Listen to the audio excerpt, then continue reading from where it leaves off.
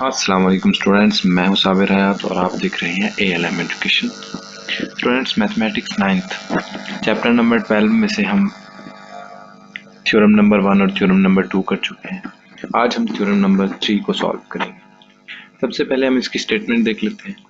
Statement आप लोगों के सामने है। The right bisectors of sides of triangle are concurrent. Mean to say, जब आप किसी भी ट्राइंगल का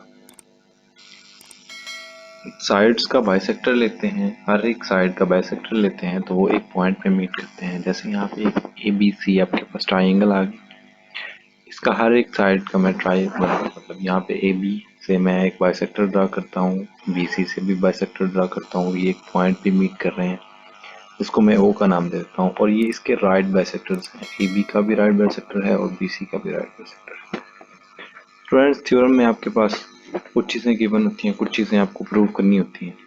ठीक है, तो गिवन आपके पास यही होगा कि इसका हमने एक ट्राइंगल आपके पास गिवन है। ठीक है, दूसरा प्रूव आप क्या करेंगे? प्रूव आपने यही करना है कि हम ए बी का, बी सी का और इसी तरह सी ए सी का राइट बाइसेक्टर्स लेंगे। ये क्या है? ये कंकरेंट हैं, ये तीनों के तीनों एक पॉइंट पे मीट कर रहे हैं। हमें प्रूव भी यही करना है। तो हम यहाँ पे लिख देते हैं जी, the right bisectors of A B, B C and C A are concurrent. यही चीज़ हमें प्रूव करनी है। स्टूडेंट्स, कुछ चीज़ें हमें कंस्ट्रक्ट करनी पड़ती हैं थ्योरम में।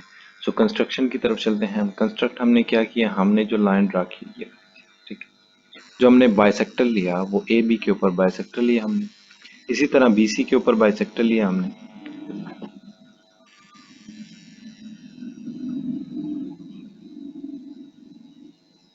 तो कंस्ट्रक्शन में हम क्या करेंगे? अब यहाँ पे इस पॉइंट ओ को सी के साथ भी, बी के साथ भी और ए के साथ भी मिलाएंगे। ठीक है, इनको हमने पॉइंट ओ को ए के साथ, बी के साथ और सी के साथ मिला दिया। तो इसी तरह हम कंस्ट्रक्शन में पहले लिखेंगे कि हमने बाइसेक्टर ड्रा किए। Draw the bisectors, draw the right bisectors of AB and BC which meet each other at the point O। Point O पे वो एक दूसरे के साथ मीट कर जाते हैं जी। ठीक है, join O to A, B and C। जो हमने ज्वाइन किया O को B के साथ, A के साथ, B के साथ और C के साथ इसी तरह। ठीक है, ये हम यहाँ पे लिख देंगे। तो इसके प्रूफ की तरफ चलते हैं। प्रूफ में क्या चीज़ें? प्रूफ में दो चीज़ें होती हैं आपके पास, स्टेटमेंट्स होती हैं और उन्हीं की आपको रीजंस लिखनी होती हैं। ठीक है, तो यहाँ पे हम कुछ स्टेटमेंट्स देंगे, फिर उनके साथ साथ रीजंस देते रहेंगे। स्टेटमेंट, स्टूडेंट्स, इस पॉइंट से ओ से ए तक का फासला और बी तक का फासला, अगर आप थ्योरम नंबर 1 देखें तो उसमें ये था कि जो राइट बाइसेक्टर होता है किसी भी लाइन का, राइट बाइसेक्टर, उस पे अगर कोई पॉइंट है तो वो दोनों उसके एंड पॉइंट से सेम फासले पे होता है। जैसे ओ से ए तक का फासला और ओ से बी तक का फासला। मैं स्टेटमेंट में यहाँ पे वही लिखता हूँ कि ओ ए जो है वो बराबर है ओ बी के। ठीक है, यहाँ पे रीजन क्या देंगे? रीजन देंगे वही स्टेटमेंट हम उठा के रीजन दे सकते हैं यहाँ पे, जो फर्स्ट थ्योरम की हमारी स्टेटमेंट है। Each point on right bisector of a segment is equidistance from its and point. ठीक है जी, इसके एंड पॉइंट से क्या होगा? इक्वी डिस्टेंस पे होगा। अगर कोई भी राइट बाइसेक्टर पे कोई पॉइंट लेते हैं, किसी भी लाइन के राइट बाइसेक्टर पे अगर हम कोई पॉइंट लेते हैं, इसी तरह आप देखें अगर ओ से बी तक का फासला और ओ से ए तक का फासला ये भी सेम होंगे, बराबर होंगे, क्योंकि ये बी सी जो लाइन है इसके राइट बाइसेक्टर पे पॉइंट ओ मौजूद है। तो हम यहाँ पे वही लिखेंगे जी, ओ बी जो है वो ओ सी के बराबर आ रहा है आपके पास। ठीक है, और इसको 2 का नाम दे देंगे। इसी तरह स्टेटमेंट इसकी ये आ गई। रीजन क्या आएगी इसकी? इसी तरह आपके पास रीजन क्या आएगी? रीजन वही आएगी, each point on a right bisector of a segment is equidistance from its and point. हम यहाँ पे लिख सकते हैं कि एज इन अबव, मतलब एज इन वन, जैसे हमने स्टेटमेंट में जैसे जिस जो रीजन दी थी पहले के लिए वही हम दूसरी के लिए भी दे रहे हैं। ठीक है, तो स्टूडेंट्स, जैसे आप देख सकते हैं कि ओ ए जो है वो बराबर है ओ बी के और ओ बी बराबर है ओ सी के।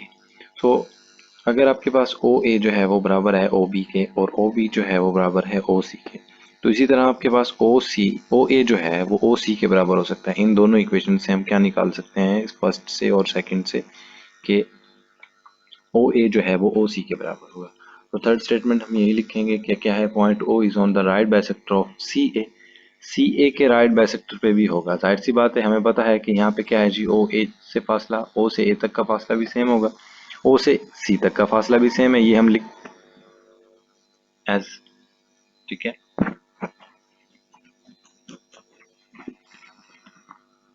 तो इसको हम फोर्थ का नाम दे देते हैं जी, ठीक है। और इसके लिए रीजन लिखेंगे जी हम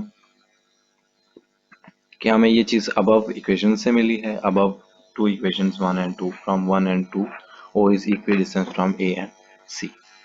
बट ओ जो है वो क्या है, ओ राइट बाइसेक्टर पे है बी सी के भी और ए बी के भी। हम यहाँ पे लिखते हैं कि but point O is also on the right bisector of A B and B C. ये तो बात हमें पहले पता है कि उसके राइट बाइसेक्टर पे मौजूद है, और ये बात हमें यहाँ पे भी पता चल चुकी है कि ये ओ जो ए सी है, सॉरी ए सी जो है उसके राइट बाइसेक्टर पे भी मौजूद है ओ पॉइंट। तो हम यहाँ पे लिख सकते हैं कि जब तीनों के राइट बाइसेक्टर पे मौजूद है तो वो क्या है, कंकरेंट है, जाहिर सी बात है। हम इसके लिए पहले इसके लिए रीजन लिखते हैं, जो स्टेटमेंट हमने लिखी है कि but point O is also on the right bisector of A B and B C. इसको हम फिफ्थ का नाम दे रहे हैं। इसके लिए क्या रीजन देंगे जी हम, इसके लिए दे सकते हैं कि क्यों चीज, इसके लिए जो रीजन देने वाले हैं वो ये है कि हमने ये चीज कंस्ट्रक्शन में की थी कि draw the right bisectors of A B and B C. हमने ए बी और बी सी पे क्या किया था, राइट बाइसेक्टर्स ड्रा किए थे। तो हमें ये बात वहां से पता चलती है कि पॉइंट ओ जो था वो दोनों के दोनों राइट बाइसेक्टर पे था, ए बी और बी सी के। तो ये यहाँ पे हम कंस्ट्रक्शन लिख सकते हैं। तो हेंस प्रूव्ड कि पॉइंट ओ जो है वो ए बी बी सी और इसी तरह सी ए या ए सी के राइट बाइसेक्टर्स पे मौजूद है, ठीक है। यहाँ पे हम लिख सकते हैं कि hence the right bisectors of the three sides of a triangle are concurrent. Concurrent होता है एट ओ पॉइंट, ठीक है। इसके लिए रीजन देंगे जी। सो ये बात हमें वैसे फोर्थ और फिफ्थ से पता चलती है, तो हम रीजन में ये लिख सकते हैं कि ये फ्रॉम फोर्थ और फिफ्थ से मिलता है। अच्छा, हमने ये जो यहाँ पे ट्राइंगल ली है, हमने ये ट्राइंगल ली है जी, यही क्यों ली है, हम इसके लिए राइट ट्राइंगल भी ले सकते थे।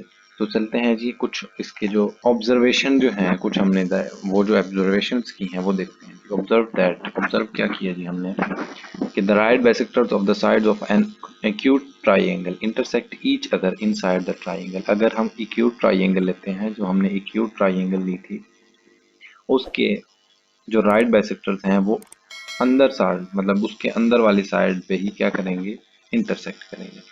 और इसी तरह हम क्या करते हैं, अगर the right bisectors of the sides of right triangle intersect each other on the hypotenuse. अब अगर हम राइट ट्राइंगल ले लेते हैं तो उसका उसके जो राइट बाइसेक्टर्स होंगे हर साइड के, वो क्या करेंगे, वो हाइपोटेन्यूज के पॉइंट पे, किसी भी पॉइंट पे मीट कर रहे होंगे, इंटरसेक्ट कर रहे होंगे। जैसे मिसाल एग्जांपल आपके सामने, ठीक है।